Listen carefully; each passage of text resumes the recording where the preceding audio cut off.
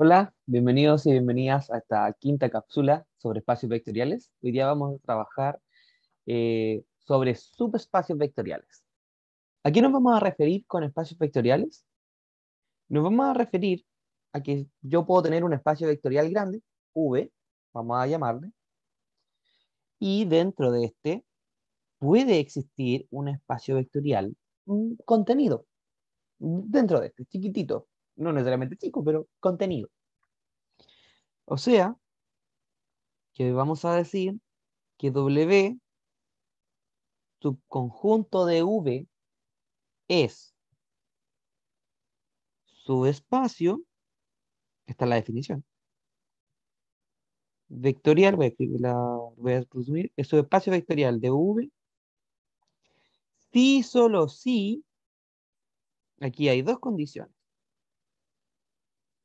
Una, que W sea espacio vectorial. Pero la segunda condición más importante es que lo sea, lo es, con los mismos escalares,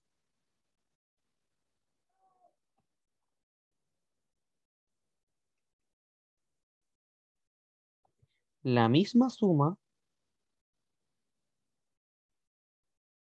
la misma suma y y la misma ponderación.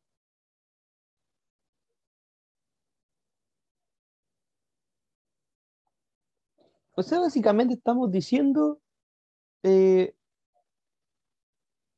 una condición bien sencilla. Yo digo que un conjunto es subespacio vectorial de un espacio vectorial si es que está dentro y es que se comporta exactamente igual, si es que también es un espacio vectorial. Esa es la definición. Por lo tanto, si ahí me dicen, sea W subconjunto de V con V espacio vectorial. Y luego me dicen que W, sus vectores son conmutativos, la suma es conmutativa, asocia, tiene neutro, tiene inverso, la ponderación también cumple las mismas propiedades que el espacio vectorial. Entonces W es espacio vectorial y por el hecho de estar dentro de V, yo digo que es subespacio de V. Es literal tener un espacio dentro de otro. Como estas muñequitas rusas que se llaman matriuscas, una dentro de otra. Lo mismo. Ahora vamos a desenmarañar eh, una forma eficiente para decidir si W es subconjunto de V en cada caso. ¿Ok? Ahora, entonces vamos a decir, si W es espacio vectorial, entonces tiene que cumplir una serie de propiedades. Unas bien elementales que vamos a llamar estrella y carita feliz, es que la suma es cerrada. Lo mismo sucede para el producto punto. Va, para el producto por escalar.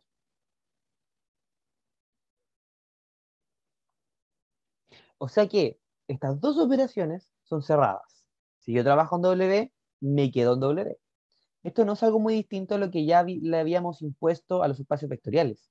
Esto es una propiedad más de los espacios vectoriales. Si yo trabajo con los vectores, me quedo con los vectores. No me salgo del conjunto. No es como dividir naturales, que lamentablemente en algunos casos me va a entregar racionales. No, aquí yo me quedo donde estoy trabajando. Esa es la primera imposición que yo le hago a W. ¿Y por qué? Porque es una imposición que yo le hago a cualquier espacio vectorial. Las otras imposiciones son las 8 propiedades que habíamos visto.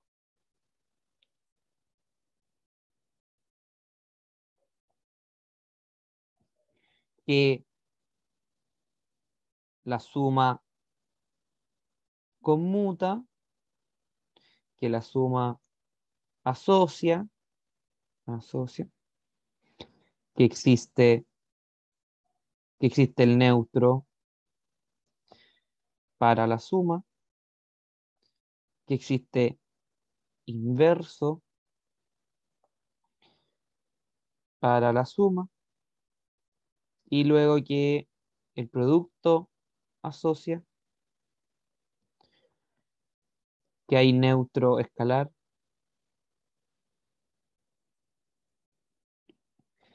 y, y las otras dos distributividades que habíamos visto. Distributividad y distributividad. Bueno, entonces al final, como todo espacio vectorial, W va a tener estas 10 condiciones. Pero nosotros ya sabemos cosas de W. W es un subconjunto de V. Por lo tanto, sus elementos tienen que cumplir las mismas propiedades que los de V. Así que si yo sumo dos vectores de W, tengo que no importa el orden en que los sumo. También tengo que los puedo asociar. También tengo que que el producto por escalar va a distribuir. Todas esas propiedades W las tiene regaladas. Pero hay un par de propiedades que no las tiene regaladas.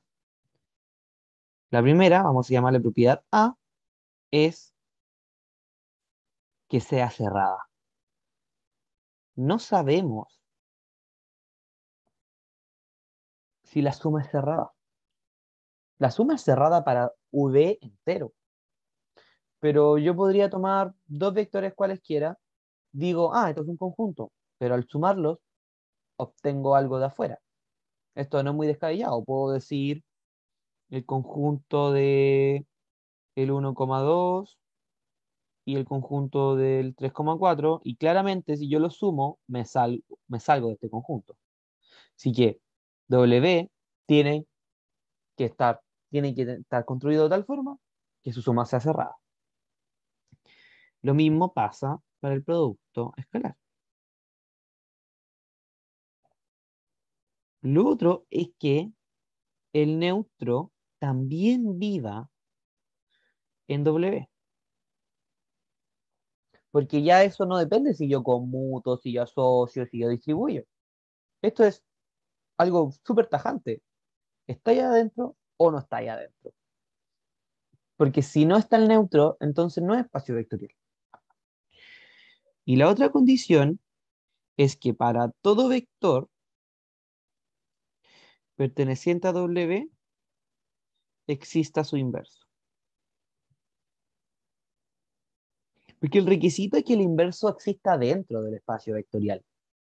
Y claro, V tiene su inverso. El vector V tiene su inverso, porque es un vector del espacio vectorial grande. Pero no podemos decir que W es espacio si el inverso de V vive afuera de W. Así que tenemos que verificar estas cuatro propiedades. Spoiler alert, solo son necesarias la A, la B y la C. Y ahora yo voy a demostrar que esta no es necesaria. O sea, es necesaria, pero se puede obtener de otras formas.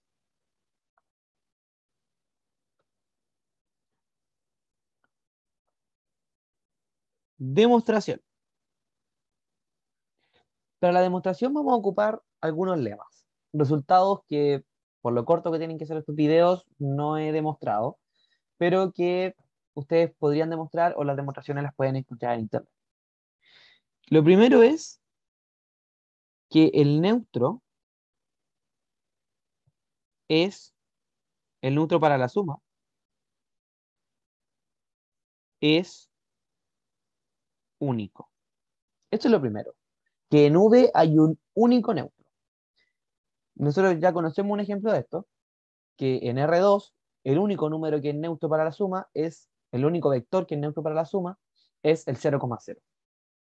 Bueno, esto sucede en todos los espacios vectoriales.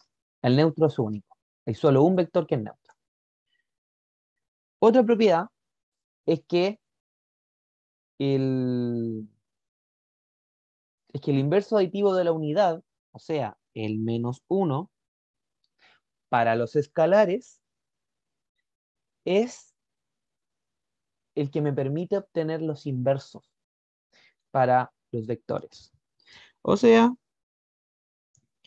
que el inverso de v es menos 1 ponderando a v. Estas son cosas que nosotros ya sabíamos, pero que la definición no exige. Sin embargo, desde la definición, estas dos cosas se pueden demostrar. No las vamos a demostrar ahora. Los vamos a ocupar como lemas. Simplemente los vamos a considerar como resultados previos que vamos a utilizar. Bueno, si se cumple la propiedad B, si B se cumple,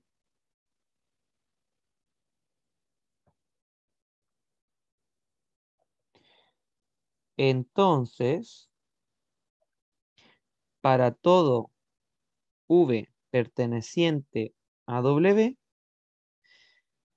menos V pertenece a W.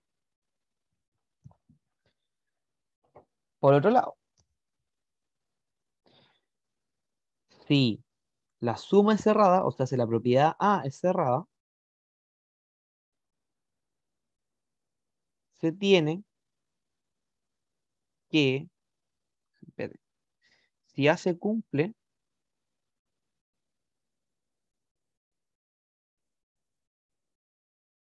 no, no, en realidad no. Ya hasta aquí llega la demostración. Solo con esto, solo con esto tenemos que los inversos existen dentro de W, asumiendo que la ponderación es cerrada. Por lo tanto, que la ponderación sea cerrada es un requisito ineludible. No podemos olvidarnos. Esto es necesario esto es una condición mínima. No podemos obviarlo.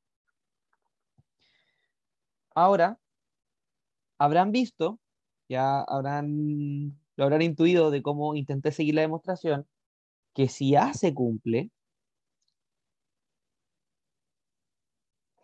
entonces yo voy a tener que V más su inverso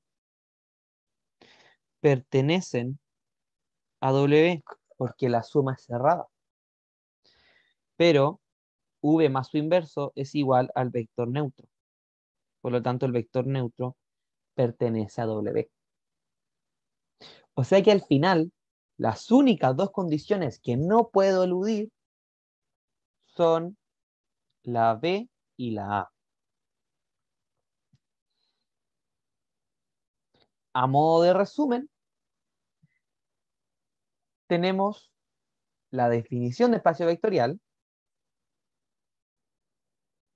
definición, W subconjunto de V con V espacio vectorial, se dice subespacio de V si y solo si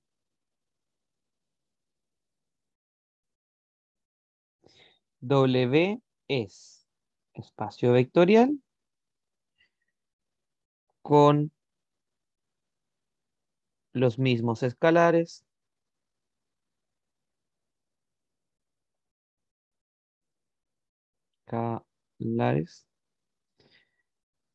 y las mismas operaciones. Pero como vimos, de esta definición, de esta primera definición, vamos a obtener una definición que es alternativa y que es mucha más sencilla de trabajar. Definición alternativa. ¿Por qué decimos que vale como definición alternativa? Porque van a ser requisitos que si no se cumplen, entonces la cosa no es nomás. así que nos sirve para definir. Definición alternativa. W subconjunto de V es subespacio de V si 1, la suma es cerrada en W. 2, la ponderación es cerrada en W. En la siguiente cápsula, la sexta, vamos a ver un ejemplo de espacio vectorial y un ejemplo de algo que no es espacio vectorial. Y también vamos a concluir el por qué, si bien no es un requisito ineludible que el cero exista, muchas veces lo vamos a utilizar. Así que nos vemos en la sexta cápsula.